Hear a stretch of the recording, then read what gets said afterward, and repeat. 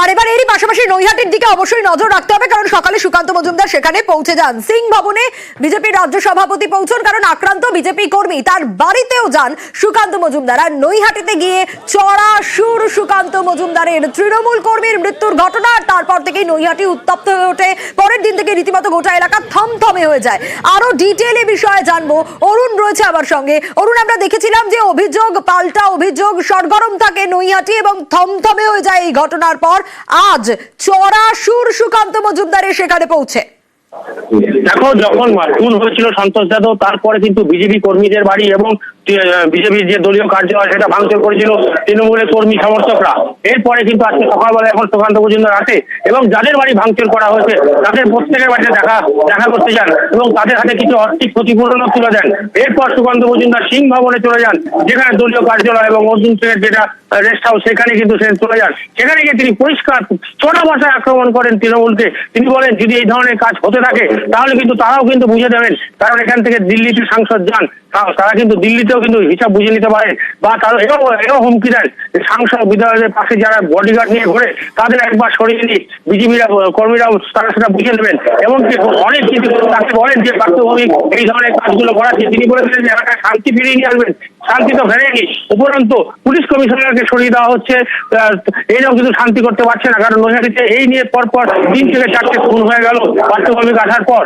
এই নিয়ে তিনি তিনি প্রশ্ন তোলেন। তিনি বলেন, যদি এলাকায় শান্তি ফেরাতে হয় এভাবে নয়, বিজেপি কর্মীদের মারলে পরে কিন্তু বিজেপি কর্মীরা থেমে যাবে না। সামনে 2026-এর নির্বাচন আসছে, তারা কিন্তু রন্ধে রন্ধে মানুষ বুঝে নেবে, ভয় দেখিয়ে কখনো আমরা যাবে, এমনটাই মন্তব্য করেন সুকান্ত মজুমদার। বেশ অরুণ, সুকান্ত মজুমদার তিনি কি বলছেন চড়া সুর সুকান্ত শোনাবো।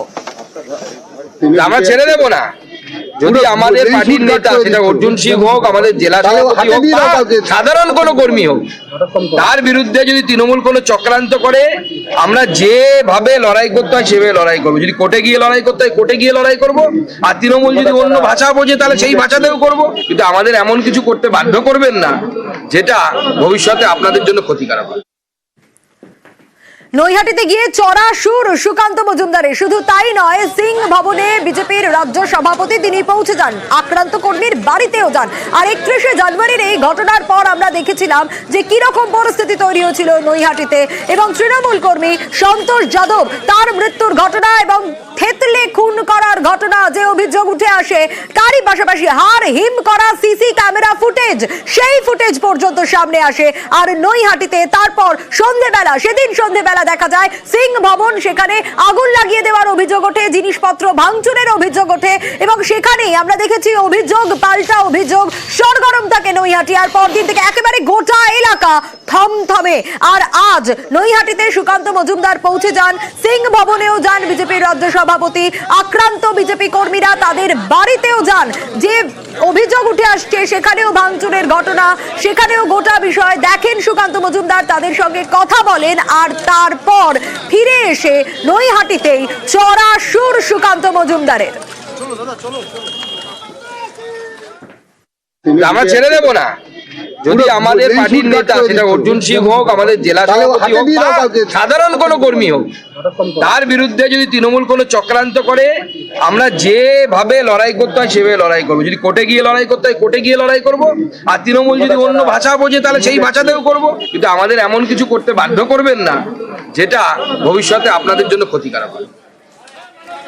আর সুকান্ত মজুমদারের এই বক্তব্যের প্রেক্ষিতেই আমরা তৃণমূলের প্রতিক্রিয়া পাওয়ার চেষ্টা করছিলাম, তবে এখনো পর্যন্ত সেই প্রতিক্রিয়া পাওয়া যায়নি। যখনই সেই প্রতিক্রিয়া আসবে আমরা আপনাদের সামনে তুলে ধরবো।